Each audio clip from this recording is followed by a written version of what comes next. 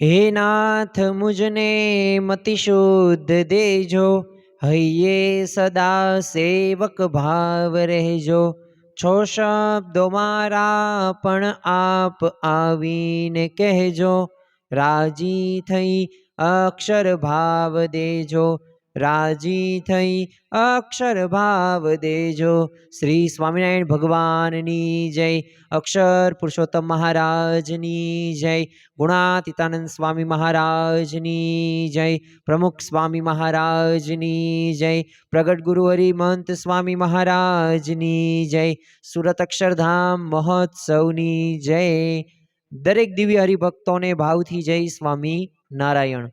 કર્મ સિદ્ધાંત વિષય ઉપર ગઈકાલે આપણે પ્રવચનનો લાભ માણી રહ્યા હતા અને કર્મ સિદ્ધાંતની અંદર એ સંચિત કર્મ, ક્રિયામણ કર્મ અને પ્રારબ્ધ કર્મ, ચાલો ભૂલી ગયા હશો તો ફરી વખત એ તમને હું દ્રશ્યમાન કરાવું।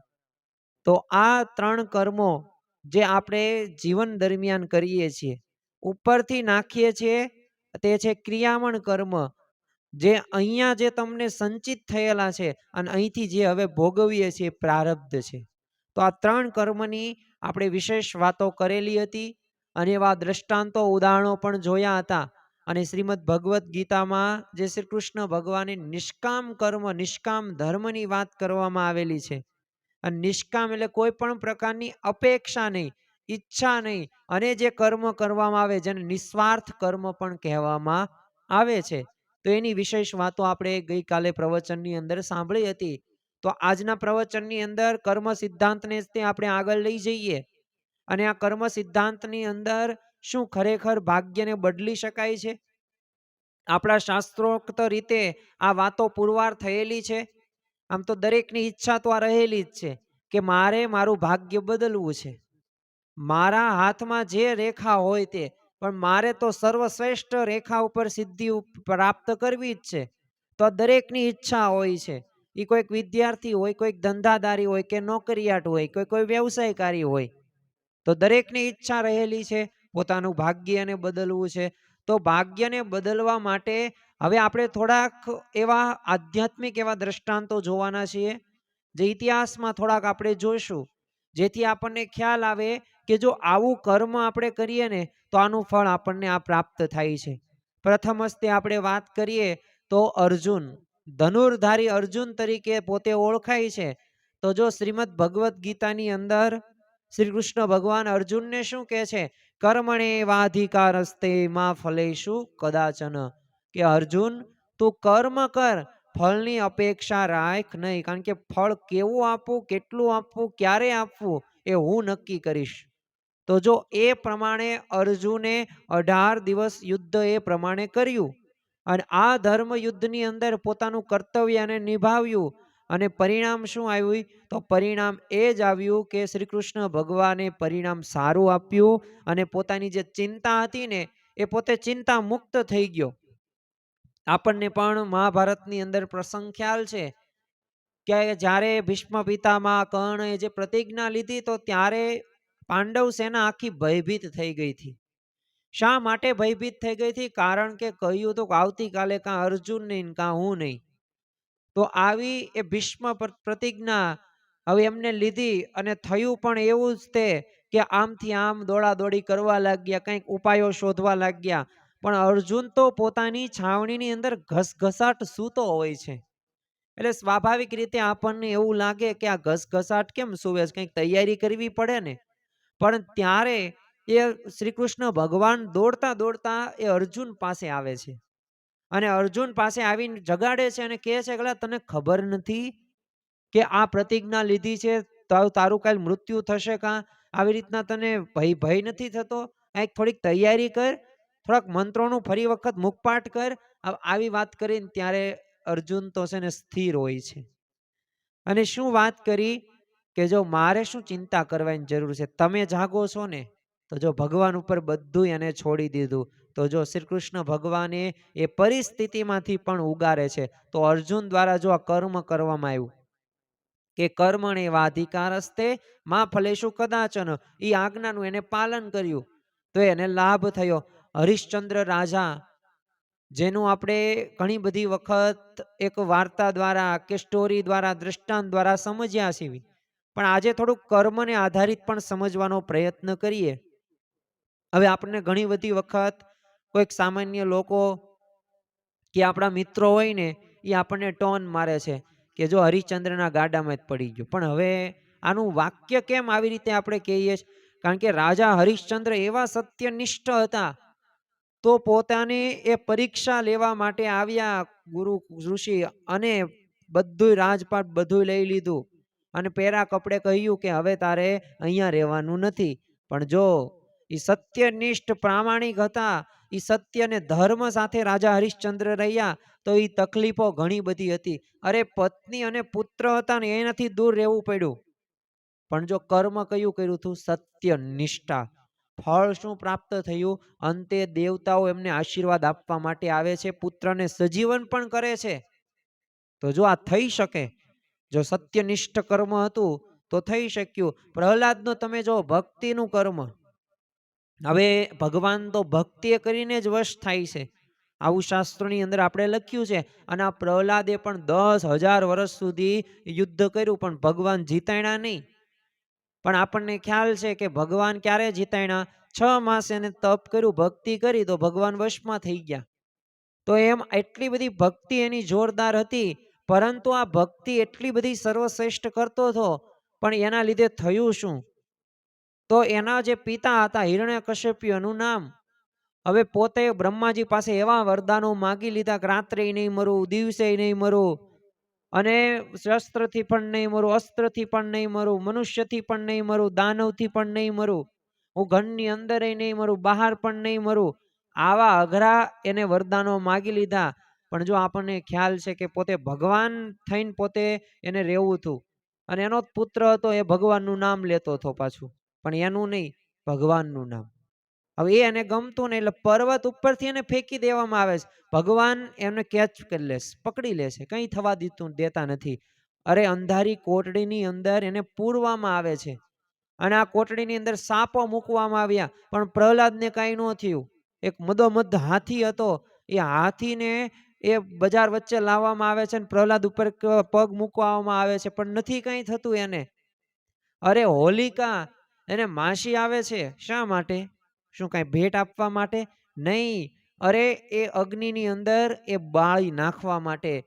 પણ જો આપણને પણ ખ્યાલ છે પ્રહલાદને કાંઈ ન થયું, પણ હોલિકાની ચુંદડી પવન વાયુદેવે ઉડાડી દીધી, એ પોતે બળી ગઈ. પણ પ્રહલાદને કાંઈ થતું નથી. છેલ્લે તો લાલચોળ ગરમ થાંભલો કરવામાં આવે છે, તો આ થાંભલામાંથી એક નવા તે અવતારનું સર્જન થયું, અને ભગવાનનો નવો અવતાર એટલે નૃસિંહ અવતાર.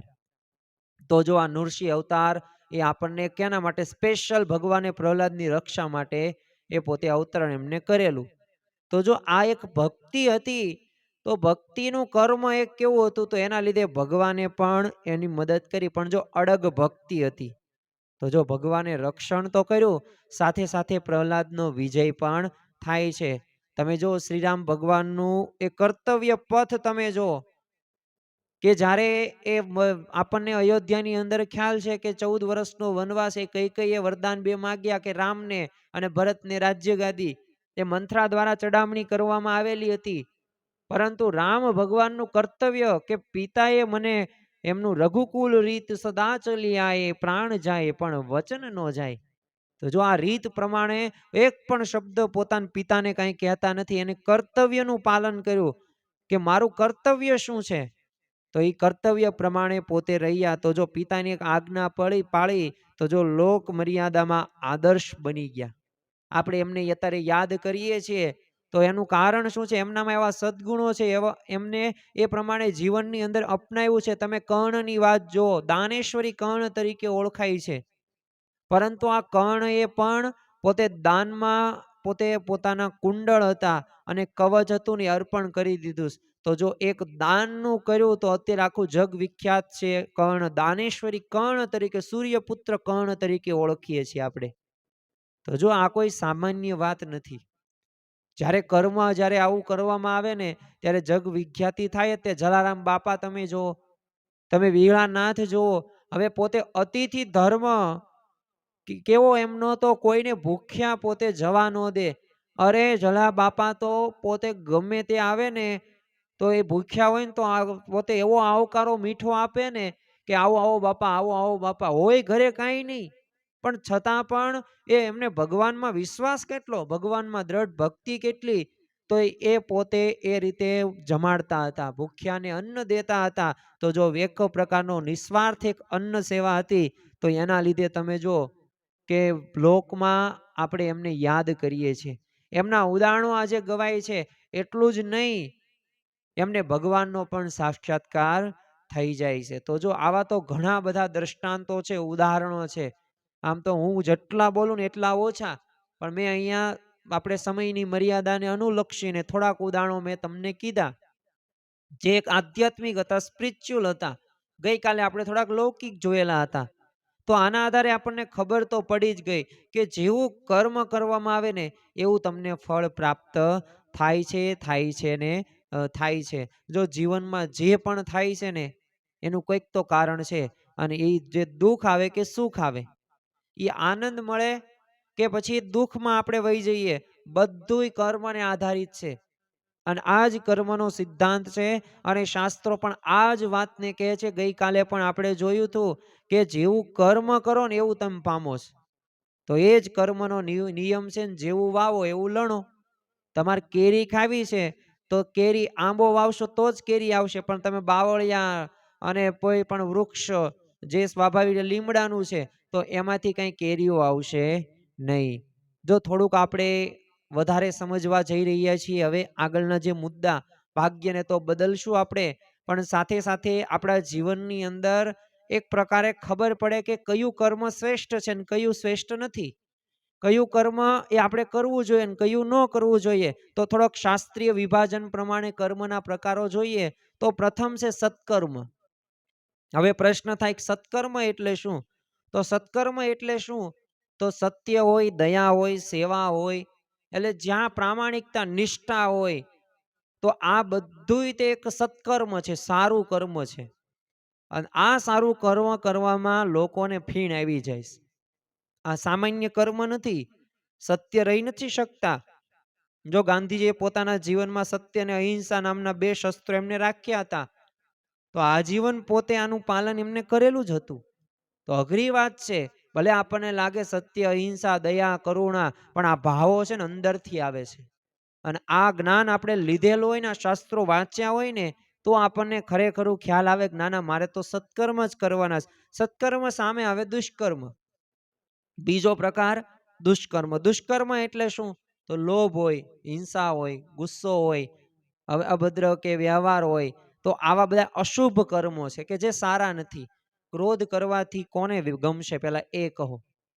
લોભ કરવાથી એ કોને લાભ થશે ને કોને નુકસાન થશે? આપણને જ નુકસાન થશે, લાભ કોઈને થવાનો જ નથી. અરે તમે કંઈક હિંસા કરી, તમે કોઈકને છેતર્યા, તમે કોઈકને એ રીતે ખોટી રીતે કીધી વાત અને એ પ્રમાણે પૈસા એને તમને ચૂકવ્યા અને બીજી ત્રીજી જગ્યાએ રોકાણ કર્યું, તો એમાં નુકસાન તમને ખબર છે ને, તમે જો એ દુષ્કર્મ કર્યું છે અને કરાવ્યું તો તમે દુષ્કર્મમાં આવશે. બીજું એક ત્રીજું આવે છે અકર્મ. હવે આપણને પ્રશ્ન થાય, અકર્મ એટલે શું? તો જો જે માણસ છે ને યોગ્ય સમયે યોગ્ય કર્મ ન કરે ને, તો એને અકર્મ કહેવામાં આવે છે. દાખલા તરીકે તમારો તે મિત્ર હોય અથવા તમારા કોઈક સગા સંબંધીના તે છોકરા હોય, પોતે વ્યસનો કરતા હોય અને તમે એને ટોકો નહીં, વઢો નહીં, મારો નહીં, ખીજાવ નહીં, તો એક પ્રકારનું અકર્મ જ છે. હવે એ કર્મ નથી કરવામાં આવતું તો એના લીધે એ પોતે અધપતન સુધી જાય છે. જો આપણે એક શિક્ષકનું ઉદાહરણ જોઈએ કે શિક્ષક ક્લાસની અંદર ભણાવતા હોય અને કોઈક પેઇન્ટ દોરતા હોય, તમે હવે ગણિત ભણાવો છો અને ઓલો પેઇન્ટ કરતો હોય, તો જો એમ એને ટોકો નહીં ને, તો એ તમારું એક અકર્મ થયું. શિક્ષક તરીકે તમારી એક જવાબદારી છે કે પોતે ગણિતમાં પોતે ભણે. આ પેઇન્ટ કે ચિત્ર અત્યારે નથી લેક્ચર્સ, હવે તમે નથી કરતા અને બસ ધ્યાન નથી રાખતા, ઇગ્નોર કરો છો, તો એ તમારું અકર્મ થયું. તો એ અકર્મ રહ્યું ને, એ પણ એક પ્રકારનું સારું ગણી શકાય નહીં. અને ચોથું જે કર્મ છે ને એ તો શ્રીમદ ભગવદ્ ગીતામાં સૌથી ઉત્તમ માનવામાં આવે છે. અને એ કયું? નિષ્કામ કર્મ. કોઈ પણ ઈચ્છા વગર કરવામાં આવેલું કર્મ. રેર કેસની અંદર જ તે આ કર્મ આપણે કરીએ છીએ. કંઈક ને કંઈક આપણે જીવનની અંદર આપણે આવી અપેક્ષા રાખતા થયા છીએ. પણ જો આ બધી અપેક્ષા રહીને એ લાંબા ગાળે આપણને અમુક વાર નુકસાન પહોંચાડે છે. અને નુકસાન પહોંચાડે છે એટલું જ નહીં, એ આપણને દુઃખી પણ કરે છે.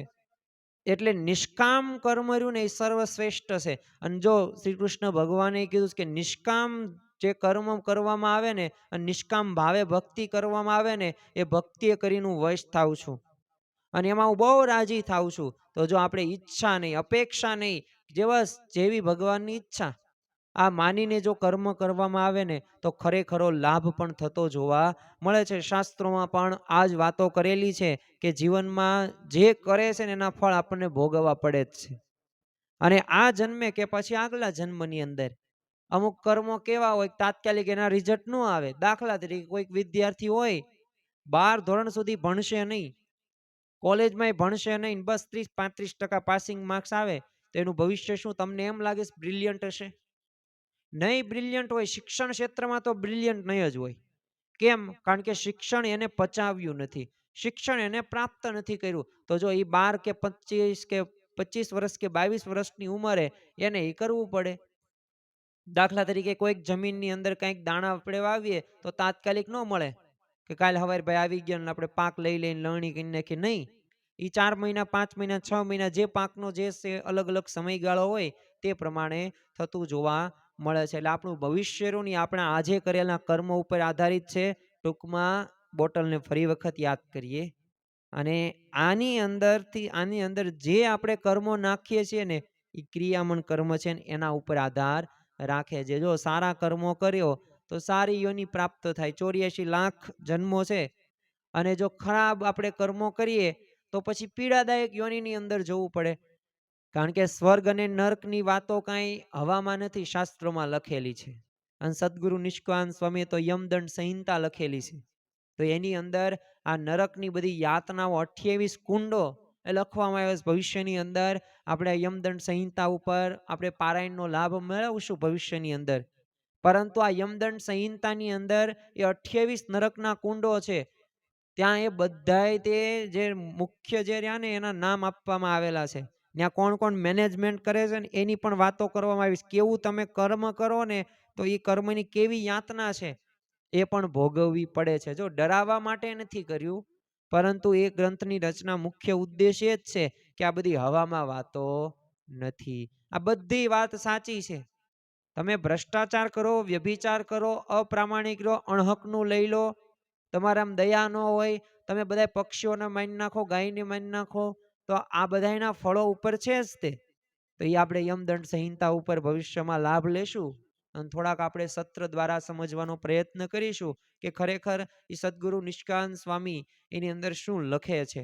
પણ ટૂંકમાં આપણે વાત આજે એ જ સમજવાની છે કે તમારા જીવનમાં ગમે તેવા એ પરિસ્થિતિ આવે કે સંજોગ આવે, પણ આ પરિસ્થિતિ કે સંજોગની અંદર પણ તો તમે નિષ્કામ કર્મ જો કરતા હશો ને, તેમાં ભગવાન અતિશય રાજી. અને જો જીવનમાં સત્ય, કર્તવ્ય, સેવા અને ભક્તિ સાથે જો જીવન જીવવામાં આવશે ને તો શાંતિ જ થશે. અને ભગવાનમાં આપણે થોડોક શ્રદ્ધા રાખીએ, ભગવાનમાં શ્રદ્ધા સાથે પ્રેમ ભાવથી ભક્તિથી જોડાઈએ તો અવશ્ય ભગવાન ફળ આપણને સારું જ આપશે. અને એટલે જ તે જો લખેલું છે કે જે સત્કર્મમાં તત્પર હોય છે ને એ દુઃખ એમને સ્પર્શતું નથી, સુખ અને શાંતિ આપમેળે આવી જાય છે. આપણને ઘણું બધી વખત એવું લાગે આટલું બધું કર્મ કરીએ પણ છતાં કેમ શાંતિનો અનુભવ નથી થતો, કેમ આપણને સુખનો અનુભવ નથી થતો? તો એનું કારણ એક જ છે કે આપણે જે રીતે કર્મ કરવાનું છે, સત્કર્મ, નિષ્કામ કર્મ, નિસ્વાર્થ ભાવે સેવા કરવાની, તો એ નથી થતું ને એટલે આપણને અંતરમાં શાંતિનો અનુભવ થતો નથી. ન્યૂટનનો ત્રીજો નિયમ આપણે યાદ કરીએ, આઘાત અને પ્રત્યાઘાતનો નિયમ. એટલે આઘાત એટલે તમે જેટલો આઘાત કરો એટલો સામે પ્રત્યાઘાત આવે, બાઉન્સ બેક થાય. એવી જ રીતે તમે જેવું કર્મ કરો ને એ કર્મ પ્રમાણે તમારે રહેવું પડે અને એ પ્રમાણે એડજસ્ટ પણ થવું પડે. જો ન થાવ તો દુઃખી થાવ. એટલે એ તમે આઘાત સામે પ્રત્યાઘાત તમારા કર્મમાં પણ સિદ્ધાંતમાં આવવાનું જ છે. અને હવે આપણે થોડાક 2-3 ભજનો જોઈએ અને જેથી સમજવાનો પ્રયત્ન કરીએ કે આ ભજનો આપણને શું સમજાવે છે, શું શીખવે છે. તો પ્રથમ જ તે એક કડીથી આપણે શરૂઆત કરીએ અને જે કર્મનો સંગાથી જે રાણા મારું કોઈ નથી, આને પણ થોડુંક આજે વિસ્તૃત આપણે સમજવાનો પ્રયત્ન કરીએ કે આ ભજનની એકે એક કડીઓ એ આપણને કર્મનો સિદ્ધાંત સમજાવે છે. તો પ્રથમ આપણે જોઈએ, દેવારે પડે રે અંતે, દેવારે પડે કરેલા કર્મના બદલા, દેવારે પડે. તો દેવારે પડે અને અંતે એ નડે જ છે આપણને. અને આ જન્મે નહીં તો આવતો જન્મ. તમે કોઈકનું અહિત કર્યું તો એમ નહીં માનતા કે અમે છટકી ગયા, કારણ કે earth is round, no corners. પૃથ્વી ગોળ છે, એને કોઈ ખૂણો નથી. પ્રમુખ સ્વામી મહારાજ તો હસતા હસતા કહેતા કે તમે કુવામાં જઈને પડો ને નીચે અને તમે પોત પ્રકાશ, આમ પોત એટલે શું, તો સંડાસ. તો તમે બહાર નો આવો ને એ પેલા તમારું પોત પ્રકાશ થઈ ગયું હોય. એટલું પણ સંગ્રહ કોઈ કરતું નથી. એમ તમે જે કર્યું હોય, ભલે તમે એમ માનો કોઈ જોતું નથી, પણ ભગવાન બધું જોવે છે. અને એ કર્મના સિદ્ધાંતને અનુસાર એ તમારે ભોગવવું જ પડે છે અને ભોગવવું જ પડે છે. એટલે આમાં કીધું દેવારે પડે ને છેલ્લે અંતે આપણને જ નડે છે. હવે જે મુખ્ય વાત છે અને મુખ્ય જે ભજન છે એ આપણે થોડીક 1-2 કડીઓ જોઈએ અને સમજવાનો પ્રયત્ન કરીએ. કર્મનો સંગાથી રાણા મારું કોઈ નથી, હે કર્મનો સંગાથી રાણા મારું કોઈ નથી. હે લખ્યા એના જુદા જુદા લેખ, લખ્યા એના જુદા જુદા લેખ, કર્મનો સંગાથી રાણા મારું કોઈ નથી. એ કર્મનો સંગાથી અજામિલ હવે પોતે એક પોતાનો જે ધર્મ ચૂક્યો, પણ જો એના છોકરાનું નામ નારાયણ રાખ્યું ને, એટલે નારાયણના લીધે એનો અજામિલનો પણ ઉદ્ધાર થઈ ગયો. પણ જો એ કર્મનો સિદ્ધાંત તો કેટલો ન્યારો છે. તો વાલ્યો લૂંટારો હતો, તો પોતે જંગલમાં બધું લૂંટફાટ કરે, બીજા ગામના લોકોને હેરાન કરે. હવે નારદજીનો ભેટો થાય છે, એટલે જો સદગુરુ આપણને બ્રહ્માનંદ સ્વામી કહે છે કે સંત સમાગમ કીજે હો નિષ્દિન, સંત સમાગમ કીજે. એ સંતના સમાગમથી એને કહ્યું કે આ નારદજીએ વાત કરી કે તું આ બધું જે કરે છે ને કુકર્મ, આ સારા નથી, આ તારે ભોગવવા પડશે. અને આ કોઈ તારા ભોગવવા માટે કોઈ સાથ પણ નહીં આપે. તે વાલ્યો લૂંટારો કે નહીં, તમે ખોટી વાત કરો છો. હું તો આ બધું જે કરું છું ને એ મારા પરિવારના સભ્યો માટે કરું છું. હું મારી ધર્મ પત્ની માટે કરું છું. હું મારા સંતાનો માટે કરું છું. તો એ તો મારો સાથ આપે જ તેને. નારદજી કે કઈ વાંધો નહીં, તું જ્યાં ઘરે જઈને પૂછીએ કે તમે શું આ મારા કર્મમાં તમે સાથ આપશો ને ભોગવવામાં. તો જાય છે અજામિલ, જે વાલ્યો લૂંટારો, અને વાલિયા લૂંટારે વાત કરી, પેલા ધર્મપત્નીને પ્રસ્તાવ મૂક્યો, તો વડાપ્રધાને ના પાડી દીધી, નહીં, એ તો તમારી જવાબદારી છે, હું તમારી ધર્મપત્ની છું, તમારી જવાબદારી નિભાવી જ પડે ને, તેમ જે કરો એ તમારે જ ભોગવવું પડે ને. એ ખરાબ કર્મ થોડો હું સાથ આપું અને એ હું થોડા તમારી સાથે ભોગવું, ના પાડી દીધી. પછી જાય છે એના પુત્રો પાસે, સંતાનો પાસે. સંતાનોએ કીધું ના પપ્પા ઈ નહીં થાય, કે સારું હોય તો કયો, આ તો ખરાબ કર્મ તમે કરો છો, તો એમાં તો તમારે જ ભોગવવું પડશે. અંતરદ્રષ્ટિ થઈ જાય છે વાલિયા લૂંટારામાં.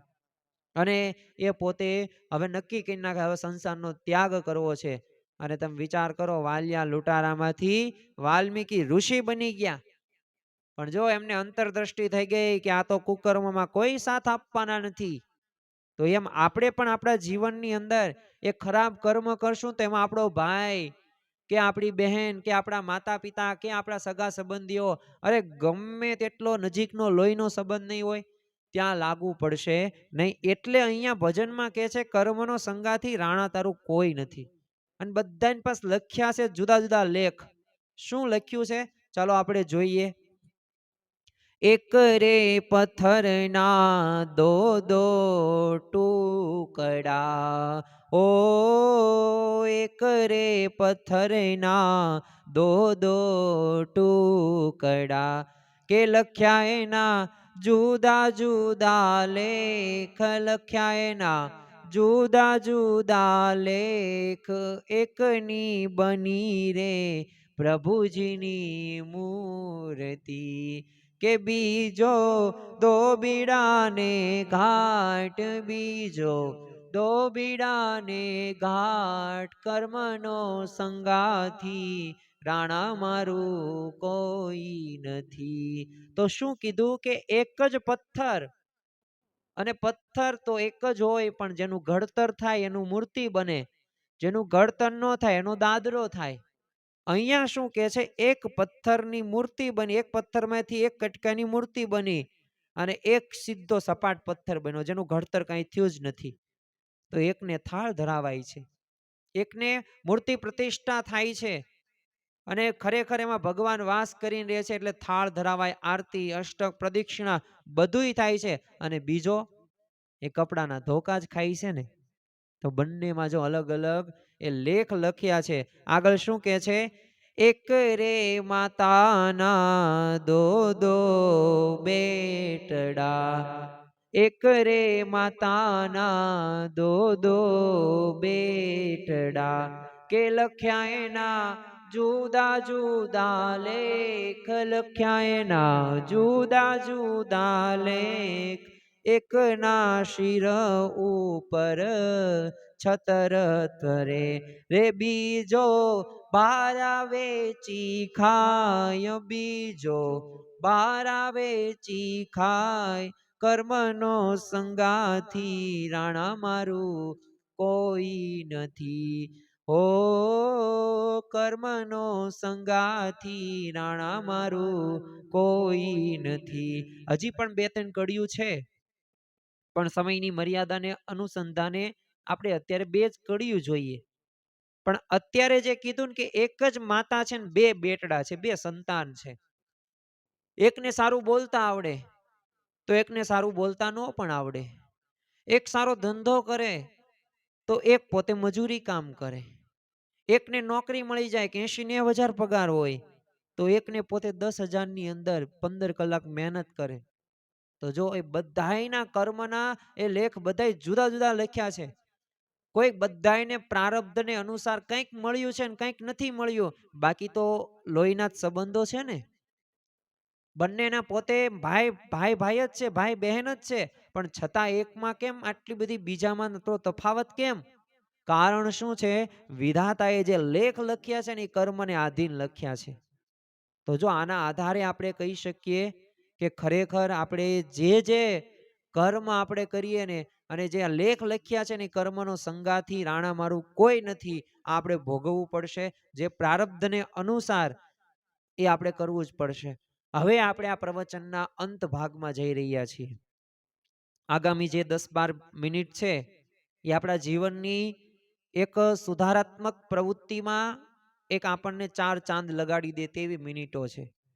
આ મિનિટોની અંદર જો આપણે સમજશું ને ખરેખર, જો હવે મારે તમને આ વાત સમજાવી નથી, આ વાત તો આપણે સમજી ગયા, ગઈકાલે સમજ્યા, હમણે પણ ફરી વખત પુનરાવર્તિત કરી જેથી આપણને દ્રઢ જ્ઞાન થાય. પણ હવે આપણને પ્રશ્ન શું થાય કે આ બધી વાત સાચી, કર્મનો જે આધારે ભોગવવા પડે છે, પણ હવે અમારે પ્રારબ્ધને બદલવું છે. કહેતા કે ભાગ્યને બદલવું છે. તો શું ભાગ્યને બદલી શકાય છે? કે બસ જે વિધાતાએ લેખ લખ્યા, છઠ્ઠીના દિવસે આપણું નામકરણ થયું અને વિધાતા લેખ લખવા માટે આવ્યા, એ પ્રમાણે જ બધું થાય છે? તો શાસ્ત્રોમાં બધું લખ્યું છે, થાય છે, પણ બદલી પણ શકાય છે. તો હવે આપણે બદલવા માટે એવો કયો વિચાર કરવાનો છે? બધાયને હોશિયાર થવું છે, બધાયને સુખી થવું છે, બધાયને સ્વાસ્થ્ય સારું રાખવું છે, બધાયને સફળતા પ્રાપ્ત કરવી છે. તો શ્રીમદ ભગવદ્ ગીતાની અંદર એ જે કીધું કે કર્મણે વાધિકાર હસ્તે માં ફલેશું કદાચ, આ વાત રહી. શું કીધું કે કર્મનો અધિકાર આપણને છે, ફળનો અધિકાર આપણને નથી. પણ જો ભગવાન એ કર્મ અને પ્રારબ્ધ જોઈને જ ફળ આપે છે. એ પાછું યાદ રાખવું. હવે કર્મ આપણે કેવું કરીએ, દાખલા તરીકે સામાન્ય એક દ્રષ્ટાંત હું તમને લઉં. ધોરણ 10 સુધી એક વિદ્યાર્થી એવો છે જે ભણવામાં ધ્યાન જ નથી રાખતો, પણ ધોરણ 11 અને 12માં એવી મહેનત કરે છે, ફોન સાઈડમાં, રમવાનું સાઈડમાં, મનોરંજન સાઈડમાં, નકરું ભણવું ભણવું ને ભણવું. ચાલો તમે જ મને કહો, એનું પરિણામ કેવું આવશે? સારું પરિણામ આવશે? ભલે 5-10% ઓછા આવશે, પણ ભવિષ્યમાં એ વિદ્યાર્થી પોતે ઉદ્યમી હશે, મહેનતી હશે, એનામાં એવો આત્મવિશ્વાસ આવી ગયો હશે. તો જો કર્મથી પણ થઈ શકે છે, તો જો ક્યાં ફેર કરવાનો છે, ફરી વખત યાદ કરીએ, પ્રારબ્ધને કંઈ સુધારો નહીં કરી શકીએ, એ તો સંચિત થયેલું છે, એ ભોગવવું જ પડશે. આમાં તમે કાંકરા ભર્યા છે, ચણા ભર્યા છે, ઘઉં ભર્યા છે, સારા છે, મીડિયમ કર્મો છે, અને એક તો ખરાબ કર્મો છે. આને બદલી શકીએ? ન બદલી શકીએ, નેવર એવર, ક્યારેય બદલી ન શકીએ. પરંતુ જીવન તો હજી બાકી છે. આ જીવનની અંદર હવે આપણે આમાં શું નાખવું છે એ આપણે બદલી શકીએ છીએ. જો આમાં ઘઉં પાછા નાખીશું ને, તો પછી આ કાંકરા એક વખત સહન કર્યા બાદ ઘઉં આવવાના જ છે, એ સારી બાબત આવવાની જ છે. એટલે હવે સુધારો ક્યાં કરવાનો છે? તો ક્રિયામણ કર્મમાં સુધારો કરવાનો છે. અને ક્રિયામણ કર્મમાં સુધારો કરવાથી આપણું ભાગ્ય પણ આપણે બદલી શકીએ છીએ. એટલે આપણને એક આશ્ચર્યની વાત થવી જોઈએ કે ભાગ્યને બદલી શકાય છે ક્રિયામણ કર્મથી. સંચિત સંગ્રહ થઈ ગયેલું પ્રારબ્ધ ભોગવવું પડશે, એમાં કઈ સુધારો નહીં થાય. પણ આ ક્રિયામણ કર્મ હવે શું કરવાનું? જાગ્યા ત્યારથી સવાર. જાપાનમાં અમેરિકાએ નાગાસાકી હિરોશીમા ઉપર અણુબોમ્બ નાખ્યો. એમની પાસે બે ઓપ્શન હતા, કાં સામે બદલો લેવો અને કાં પછી એવું કામ કરવું ને કે જાપાન દેશ આગામી 50 વર્ષમાં અહીંથી આગળ નીકળી જાય. ઓપ્શન કયો એમને રાખ્યો? શિક્ષણ, એજ્યુકેશન. અને એવો ભાર આપ્યો, આજે પણ ખ્યાલ છે જાપાનની ટેકનોલોજી વખણાય છે. ભારત જાપાન પાસેથી શીખે છે. ખોબા જેવો દેશ છે, પણ the rising sun of Japan, ઉગતા સૂરજનો દેશ આ જાપાનને કહેવામાં આવે છે. તો જો એમને ક્રિયામણ કર્મમાં સુધારો કર્યો, કંઈ વાંધો નહીં, જે થયું તે ભલે, જે પરિસ્થિતિ આવી, પણ હવે શું કરવાનું છે? ક્રિયામણ કર્મ. તો શાસ્ત્રોમાં છે ને 9 વસ્તુનો પ્રભાવ એ આપણા જીવનની અંદર પડે છે.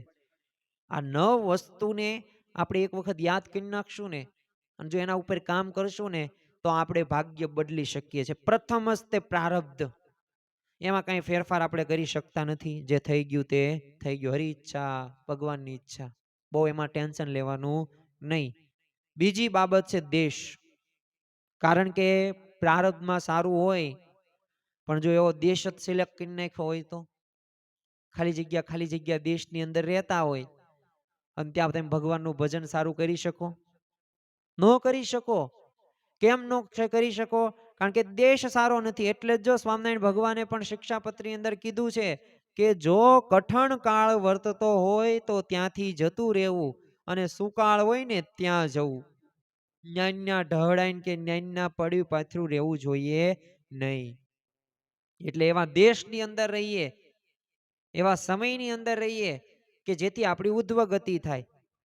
બીજું શાસ્ત્રમાં એક વાત કરવામાં આવેલી છે. જો આપણે આની પહેલા આપણે જે સમજ્યા દેશ, એમાં એક ઉદાહરણ દેવું ભૂલી ગયો કે લોકો આજે ગુજરાતથી અમેરિકા જાય છે, ભારતથી બ્રિટન જાય છે, ઇઝરાયલ જાય છે. શા માટે? દેશ કેમ બદલે છે? સફળ થવા માટે, પોતાને કંઈક મેળવવું છે, ભાગ્ય બદલાવા માટે જ જાય છે ને. બાકી અહીં બધું મળતું હોય ને આ કેમ જાય છે? તો જો દેશને બદલે છે. કોઈ ગામડામાંથી શહેરમાં આવે છે, શા માટે? દેશ બદલે શા માટે? દેશ જ બદલો કહેવાય. ભલે ગામમાંથી બીજા ગામ મોટા શહેરમાં ગયા, પણ મૂળ તો સ્થાન તો બદલ્યું ને તમે. તો જો ત્યાં એમને સુધારો થાય છે. ત્રીજું શાસ્ત્રોમાં લખ્યું છે કાળ. કારણ કે પ્રારબ્ધમાં સારું હોય, પણ જો એ દુકાળ આવી ગયો હોય, કોરોના વાયરસ તમે જો 2019 ની અંદર આવ્યો, તો જો આવો કાળનો પ્રભાવ પણ જોવા મળે છે. એટલે ઘણી બધી વખત આપણે સારું જ હોય, પણ અમુક વાર કાળના લીધે એ પ્રકારના પ્રશ્નો થતા જોવા મળે છે. ચોથું અગત્યનું ને મહત્વનું, ક્રિયા, એક્શન, કે તમે શું કરો છો. ચાલો તમને એક ઉદાહરણ આપું. તમારી પાસે 2 કલાક છે. આવા 2 કલાકોની અંદર તો તમે ઘણા બધું કામ કરી શકો. અને ઘણી બધી ક્રિયાઓ પણ કરી શકો. ફોન જોઈ શકો, ટીવી જોઈ શકો, મિત્રો સાથે ગપ્પા મારી શકો, માતા પિતા સાથે ચર્ચા કરી શકો, કોઈકની સાથે બાંધી શકો, તમે સૂઈ શકો. ઘણી બધી ક્રિયાઓ છે. પણ એમાંથી પાછ તમે વાંચી પણ શકો, જીવન ચરિત્ર પણ વાંચી શકો, કંઈક સારું એવું શીખી પણ શકો. પણ તમે કયો ઓપ્શન સિલેક્ટ કરો છો? જો ફોનનો સિલેક્ટ કર્યો તો અધોપતન. જો તમે કંઈક સમજવાનું કે શીખવાનો પ્રયત્ન કર્યો, જો એ ક્રિયા તમે સારી કરી તો ભવિષ્ય ઉપર એની અસર થવાની જ છે. અને જો સમય ક્યાં તમે ઇન્વેસ્ટ કરો છો ને અગત્યની વાત છે. તમારો સમય જો આમથી આમ બધી ક્રિયાઓમાં વપરાઈ જતો હોય ને તો ખરેખર તમને ટાઈમ મેનેજમેન્ટ કે એ ક્રિયા ક્યારે કઈ કરવી ને એનું હજી સેન્સ નથી. એમાં તમારા મનની અંદર એ નક્કી ડેટા નથી. ત્યારે જ આ પ્રકારનો પ્રશ્ન થાય. બાકી ક્રિયા તમે કરો ને સર્વશ્રેષ્ઠ તો ભવિષ્યમાં એની અસર થાય. આજ વાવશો ને દાણા આવતીકાલે ઉગશે જ તે. એમાં એક્શન મહત્વની છે. આ 9 શાસ્ત્રોમાં જે 9 વસ્તુઓ છે ને એમાં અગત્યની મહત્વની જો મારા મતે હોય ને તો એ ક્રિયા છે. તમે શું કરો છો? ધોરણ 10માં ભણતો વિદ્યાર્થીને 95% આવતા હોય ને, ફોન જોવાનું દરરોજ 5-7 કલાક શરૂ રાખે ને, 11મા ધોરણમાં એ જ વિદ્યાર્થીને એવરેજ માર્ક્સ આવી જાય. હજી ફોન જોવાનું શરૂ રાખે ને 50% સુધી પહોંચી જાય, છેલ્લે 33% આવી જાય. તો જો ક્રિયાની આટલી અસર થાય છે એટલે યાદ રાખજો, જરૂરી છે. 5મી આ શાસ્ત્રમાં વાત આપવામાં સંગ. ગુજરાતીમાં એક કહેવત છે કે સંગ તેવો રંગ. તમે કેવું સાંભળો છો, કેવું જોવો છો, કેવું અનુભવો છો, કેવું સ્પર્શ કરો છો, આ કેવો સ્વાદ, આ બધી જરૂરી છે. તમે જો સારાનો સંગ કરશો તો સારું તમને પ્રાપ્ત થશે. ખરાબનો સંગ કરશો તો તમને ખરાબ. જો તમારા મિત્ર સાથે તમે બેઠા હોય અને એ પોતે વ્યસન કરતો હોય તો તમને વર્ષ 2 વર્ષ કઈ વાંધો નહીં આવે, તમારા નિયમ ધર્મ દ્રઢ હશે. પણ એક સમય તો એવો આવશે કે એ સમયની અંદર એ સ્વાભાવિક રીતે તમને લાભ નહીં થાય. એ વ્યસનના લીધે તમારા જીવનમાં એ પ્રશ્ન થતો જોવા મળશે. અને એ પ્રશ્ન કયો કે કોઈ પણ ક્ષેત્રની અંદર એ તમે પછી વ્યસન કરતા થઈ જશો. તો ભલે શરૂઆતની અંદર એ આપણને અસર ન દેખાય પણ એ અસર થશે થશે ને થશે. એટલે સંગ પણ અગત્યની વાત છે. એટલે જો મહાત્મા ગાંધીજી એ આપણને 3 વાંદરાની વાત કરે છે. અને આ 3 વાંદરા એટલે શું? તો આંખો ઉપર હાથ હોય, કાન ઉપર હોય અને મોં ઉપર હોય. એટલે કે ખરાબ બોલવું નહીં, ખરાબ સાંભળવું નહીં, ખરાબ જોવું નહીં. આનો સંયમની વાતો શા માટે કરે છે? કારણ કે સંગની અસર ત્યાં જોવા મળે છે. અને અત્યારે આપણે આધુનિક સમયની અંદર રહીએ છીએ, ટેકનોલોજીના જમાનાની અંદર રહીએ છીએ. તો જો અહીંયા સાવચેતી રાખવી ખૂબ જરૂરી છે. આજે તમે ક્યારે ફંટાઈ જાવ ને ખબર પણ ન પડે. સ્વામિનારાયણ ભગવાને વચનામૃતની અંદર વાત કરેલી છે કે 7 માળની હવેલી હોય, તખ્તા હીરા બધા જેડા હોય, વેશ્યા બધી થથઈકાર કરતી હોય, ગણિકાઓ, અને ત્યાં ગમે તેવો ભક્ત હોય ને તોય ત્યાં જાય ને તો એને ઈ સંગ લાગે લાગે ને લાગે. એને તે પીવાનું મન થાય, એને વ્યસન કરવાનું મન થાય, એની પણ બુદ્ધિ રહી ભ્રષ્ટ થાય, કારણ કે એવા સંગમાં જાય છે. તો જો યાદ રાખવું, આપણા જીવનમાં સંઘની અતિ અગત્યતા છે. સંઘ ઉપર આપણે ભવિષ્યમાં ક્યારેક પ્રવચનનો લાભ આપવાના છીએ. પણ આજે આપણે એટલું જ સમજવું કે સંઘ સારો રાખો, બસ. 100 વાતની એક વાત, સંઘ શુદ્ધિ. સંઘ બધી રીતે સારો રાખો. 6ઠ્ઠી વાત આપી છે શાસ્ત્ર. કારણ કે શું વાંચો છો ને એ એક અગત્યની વાત છે. જો સારું વાંચો તો સારા વિચારો પ્રાપ્ત થાય, ખરાબ વાંચો તો ખરાબ વિચારો પ્રાપ્ત થાય. જો આજે સોશિયલ મીડિયાની અંદર એ બધું તે આવે જ છે, નો જોવાનું જોઈએ, નો સાંભળવાનું પણ સાંભળીએ. તો જો ત્યાં આપણે ધ્યાન રાખવું પડે.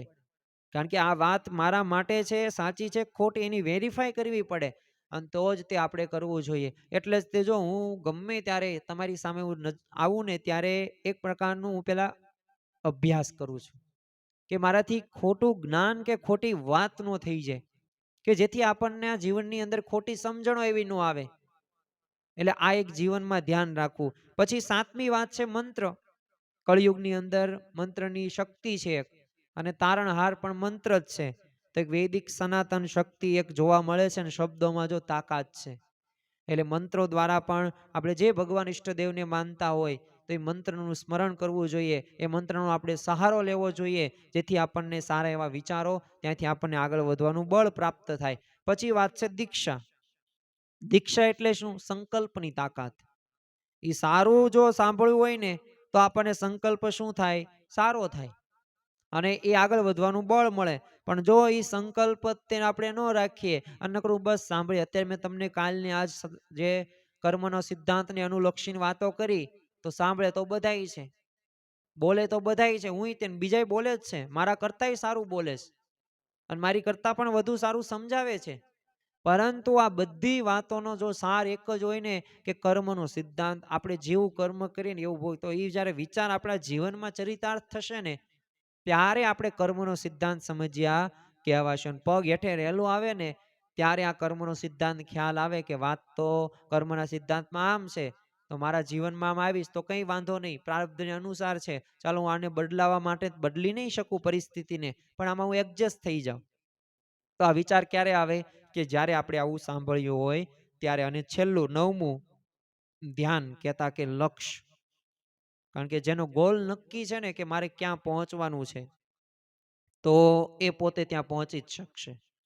અને પોતાનું લક્ષ્ય ક્લિયર રાખવાનું છે કે મારે સત્કર્મ જ કરવાના છે, મારે નિષ્કામ કર્મ જ કરવાના છે. તો જો સમય હોય કે સ્થળ હોય, જો ધ્યેય નક્કી હશે, ગોલ ક્લિયર હશે ને, તો થશે થશે ને થશે. જો મિત્રો કે સગા સંબંધીઓ કે ફોન કે સોશિયલ મીડિયાની અંદર ટાઈમપાસ કરવા કરતાં પણ જો આપણે એવું કર્મ કરીએ કે જેથી ભગવાન સાથ આપે, અને અગત્યનું ને મહત્વનું નિષ્કામ કર્મ, એ નિસ્વાર્થ ભાવે જે કર્મ કરવામાં આવે ને, આ કર્મ ઉપર ભગવાન બહુ રાજી થાય છે. અને અપેક્ષા રહિત આપણે કર્મ કરીએ જેથી ભગવાન પણ સાથ આપે. તો આજના દિવસે આપણે મહારાજ સ્વામીના ચરણોમાં પ્રાર્થના કરીએ કે અમે 2 દિવસ દરમિયાન આ કર્મના સિદ્ધાંતને લગતી જે વાતો સમજ્યા, એ સંચિત કર્મ હોય, ક્રિયામણ કર્મ હોય કે પ્રારબ્ધ કર્મ હોય, એ સત્કર્મ હોય, દુષ્કર્મ કે અકર્મ કે નિષ્કામ કર્મ હોય, કે એવા અમે દ્રષ્ટાંતો ઉદાહરણો જોયા કે જેથી અમને સમજી શકીએ, એવા શાસ્ત્રોના શ્લોકો પણ જોયા, શ્રીમદ ભગવદ્ ગીતાને પણ આપણે થોડાક એના જે કર્મના સિદ્ધાંતને લગતા એવી 2-5% આપણે વાતો જોઈ. તો એ બધી અમારા જીવનમાં ચરિતાર્થ થાય અને કર્મનો સિદ્ધાંત અમે સારી રીતે વ્યવસ્થિત અમારા જીવનમાં અમે આત્મસાત કરીને તમને રાજી કરી શકીએ. એ જ આજના દિવસે પ્રાર્થના. શ્રી સ્વામિનારાયણ ભગવાનની જય.